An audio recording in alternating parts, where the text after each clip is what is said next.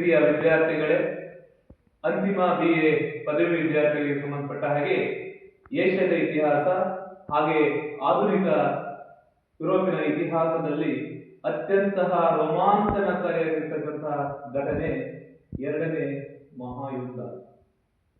1939ರಿಂದ 1945ರಲ್ಲಿ ನಡೆದಂತಹ ಈ ಮಹಾಯುದ್ಧದಲ್ಲಿ ಜಪಾನಿನ ಶರಣಾಗತಿ ಅತ್ಯಂತ ರೋಮಾಂಚನಕಾರಿಯಾಗಿರ್ತಕ್ಕಂಥದ್ದು ಹಾಗೆ ಭಯಾನಕವಾಗಿರ್ತಕ್ಕಂಥ ಘಟನೆ. ಇಟಲಿ ಮತ್ತು ಜರ್ಮನಿಯ ಪತನದ ನಂತರ ಏಕಾಂಗಿಯಾಗಿ ಯುದ್ಧದಲ್ಲಿ ಅದ್ವಿತೀಯವಾಗಿರ್ತಕ್ಕಂಥ ಸಾಧನೆ ಮಾಡುತ್ತಿದ್ದುದು ಜಪಾನ್.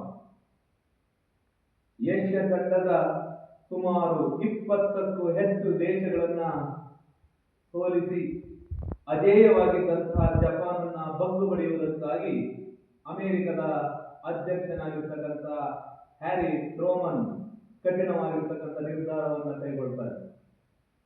ಜಪಾನಿಗೆ ಕಟ್ಟ ಕಡೆಯ ಎಚ್ಚರಿಕೆಯನ್ನ ಕೊಡ್ತಾರೆ.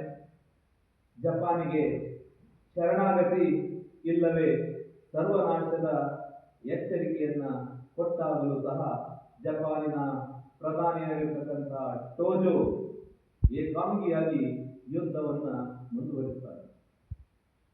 ಅಂತಿಮವಾಗಿ ಜಪಾನನ್ನ ಬಗ್ಗು ಬಡಿಯುವುದಕ್ಕಾಗಿ ಅಮೆರಿಕದ ಅಧ್ಯಕ್ಷನಾಗಿರ್ತಕ್ಕಂಥ ಹ್ಯಾರಿ ಟ್ರೂಮನ್ ಈಗ ಜಪಾನಿನ ನಗರಗಳ ಮೇಲೆ ಮಾನವ ಚರಿತ್ರೆಯಲ್ಲಿ ಅತ್ಯಂತ ಭಯಾನಕವಾಗಿರ್ತಕ್ಕಂಥ ನಿರ್ಧಾರವನ್ನು ಕೈಗೊಳ್ತಾನೆ. ಜಪಾನಿನ ನಗರಗಳ ಮೇಲೆ ಅಣುಬಾಂಬನ್ನು ಪ್ರಯೋಗಿಸಲು ಪಾಲಿ ಟಿಬೆಟ್ ಮತ್ತು ವಾನ್ ಕ್ಲಾಸ್ಗೆ ಆದೇಶಿಸುತ್ತಾರೆ. ಈ ಇಬ್ಬರು ಈಗ ಜಪಾನಿನ ಅತ್ಯಂತ ಸಂಪದ್ಭರಿತವಾದಂತಹ ಸಮೃದ್ಧವಾದಂತಹ ನಗರಗಳಾಗಿರ್ತಕ್ಕಂತಹ ನೈಗಾಟ್ ಮತ್ತು ಕೋಕುರಗಳ ಮೇಲೆ ಬಾಂಬ್ ಹಾಕಲು ನಿರ್ಧರಿಸುತ್ತಾರೆ. ಈಗಾಗಲೇ ಅವರು ನಿರ್ಧರಿಸಿದ ಹಾಗೆ ಯನಾಲೋಗೆ ಇರತಕ್ಕಂಥ ಯುದ್ಧ ವಿಮಾನವನ್ನು ಏರಿ ಈ ನಗರಗಳ ಮೇಲೆ ಅಣುಬಾಂಬನ್ನು ಹಾಕಲು ಬಂದಾಗ ಅವತ್ತಿನ ವಿಚಿತ್ರವಾದಂತಹ ಒಂದು ಸನ್ನಿವೇಶವೆಂದರೆ, ಅಣುಬಾಂಬನ್ನು ಪ್ರಯೋಗಿಸಬೇಕಾದರೆ ದಟ್ಟವಾದಂತಹ ಮೋಡಗಳಿರಬೇಕು. ಆದರೆ ಆ ಸಂದರ್ಭದಲ್ಲಿ ಪ್ರಶಾಂತವಾದಂತಹ ವಾತಾವರಣ, ನೀರಿಯಾದಂತಹ ಆಕಾಶವಿತ್ತು. ಇದನ್ನ ಗಮನಿಸಿದಂತಹ ಅವರಿಬ್ಬರು ಇದು ಸರಿಯಾದ ಸಮಯವಲ್ಲವೆಂದು ವಾಪಸ್ ಬರುತ್ತಿದ್ದಾರೆ. ಆದರೆ ಈಗಾಗಲೇ ಅಧ್ಯಕ್ಷರ ಆದೇಶವಾಗಿದೆ. ಈಗ ಜಪಾನನ್ನ ಶರಣಾಗತಿಯನ್ನ ಮಾಡಬೇಕಾದರೆ ಜಪಾನಿನ ಮೇಲೆ ಅಣುಬಾಂಬನ್ನು ಹಾಕುವುದು ಅನಿವಾರ್ಯವಾಗಿದೆ. ಆಗಸ್ಟ್ 6ನೇ ತಾರೀಕು 1945 ಬೆಳಿಗ್ಗೆ 8:15 ಅಮೆರಿಕದ ಪಾಲಿ ಟಿಬೆಟ್ ಮತ್ತು ವಾನ್ ಕ್ಲಾಸ್ ಅಂತಕ್ಕಂಥವರು ಯನಾಲೋಗೆ ಇರತಕ್ಕಂಥ ಯುದ್ಧ ವಿಮಾನವನ್ನೇರಿ ಲಿಟ್ಲ್ ಬಾಯ್ ಇರತಕ್ಕಂಥ ಅಣುಬಾಂಬನ್ನ ಆ ಯುದ್ಧ ವಿಮಾನದಲ್ಲಿ ತಂದು ಹಿರೋಶಿಮಾದ ಮೇಲೆ ಅಣುಬಾಂಬನ್ನ ಹಾಕಲಿಕ್ಕೆ ನಿರ್ಧರಿಸುತ್ತಾರೆ. ಅಂದು ಬೆಳಿಗ್ಗೆ 8:15 ಇಡೀ ಹಿರೋಶಿಮಾದ ಜನ ಬೆಳಗಿನ ಉಪಹಾರಕ್ಕಾಗಿ ಮನೆಯಲ್ಲಿಯೇ ಇದ್ದಂತಹ ಸಂದರ್ಭವನ್ನು ನೋಡಿದರೆ ಆಕಾಶದಿಂದ ಸುಮಾರು 10 ಅಡಿ ಉದ್ದವಿರತಕ್ಕಂತಹ ಈ ಲಿಟ್ಲ್ ಬಾಯ್ ಇರತಕ್ಕಂಥ ಅಣುಬಾಂಬನ್ನ ಕೆಳಗೆ ಬಿಡಲು ನಿರ್ಧರಿಸುತ್ತಾರೆ. ಆದರೆ ಆ ಬಾಂಬ್ ಸ್ಫೋಟ ಆಗುತ್ತೋ ಇಲ್ಲ ಅನ್ನತಕ್ಕಂಥ ಭಯ ಅವರಲ್ಲಿತ್ತು. ಅವರಿಗೆ ಅವರ ಕಾರ್ಯ ಅಧ್ಯಕ್ಷನ ಆದೇಶವನ್ನು ಪಾಲನೆ ಮಾಡಬೇಕಾಗಿತ್ತು. ಆದರೆ ಕೆಲವೇ ನಿಮಿಷಗಳಲ್ಲಿ ಅವರು ಅಂದುಕೊಂಡಕ್ಕಿಂತ 10 ಪಟ್ಟು ಆ ಕಾರ್ಯ ಆಗಿರುವುದು. ಇದನ್ನ ಪ್ರತ್ಯಕ್ಷದರ್ಶಿಯಾಗಿ ನೋಡಿದಂತಹ ಆ ಪಾಲಿ ಟಿಬೆಟ್ ಮತ್ತು ವಾನ್ ಕ್ಲಾಸ್ ತನ್ನ ಮಂದಾಳದ ಮಾತನ್ನ ಅಲ್ಲಿ ವ್ಯಕ್ತಪಡಿಸುತ್ತಾರೆ. ಕೋಣನ ಬಲಿಗೆ ಮುನ್ನ ಆರತಿ ಬೆಳಗುವಂತೆ ಹಿರೋಶಿಮಾದ ನಿರ್ಭಾಗ್ಯರಿಗೆ ಅಲ್ಲಿನ ಪ್ರಕೃತಿಯೇ ಆರತಿ ಬೆಳಗುವಂತಿತ್ತು. ಅಲ್ಲಿಯ ಮಠಗಳು, ಮನೆಗಳು, ಮಂದಿರಗಳು, ಮರಗಳು ತಾರೆಣ್ಣೆ ಕುದಿಯುವಂತೆ ಕುದಿಯುತ್ತಿತ್ತು ಎಂಬ